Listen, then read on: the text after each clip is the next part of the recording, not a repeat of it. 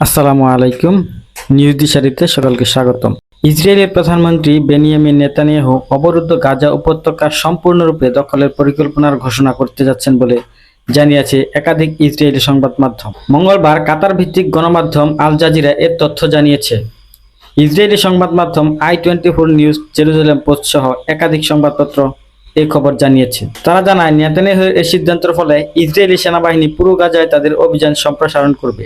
এর মধ্যে হামাসের হাতে আটক পণ্যবন্দীদের যেসব এলাকায় রাখা হয়েছে সেই এলাকাগুলো এখন অন্তর্ভুক্ত করা হচ্ছে।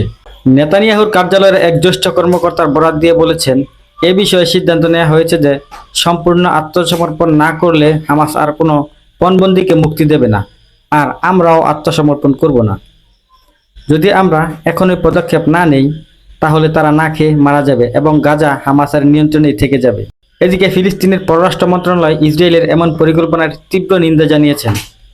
মন্ত্রণালয়টি আন্তর্জাতিক সম্প্রদায়ের প্রতি আহ্বান জানিয়ে বলেছে, তাদের এই পরিকল্পনা বাস্তবায়ন রোধে জরুরিভাবে পদক্ষেপ গ্রহণ করা হোক।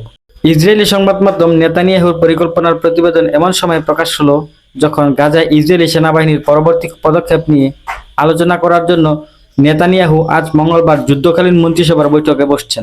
অবরুদ্ধ গাজায় ইসরায়েলি বাহিনীর হামলার প্রায় 2 বছর হতে চলেছে। গাজায় ইসরায়েলের অব্যাহত হামলা ও তীব্র দুর্ভিক্ষ পরিস্থিতির মধ্যে সেখানে নিহতের সংখ্যা ক্রমেই বেড়ে চলেছে। এমন পরিস্থিতিতে গাজায় আরও ত্রাণ সহায়তা দেওয়ার সুযোগ করে দিতে এবং যুদ্ধ বন্ধ করতে নেতানিয়াহু আন্তর্জাতিক সম্প্রদায়ের চাপের সম্মুখীন হচ্ছেন।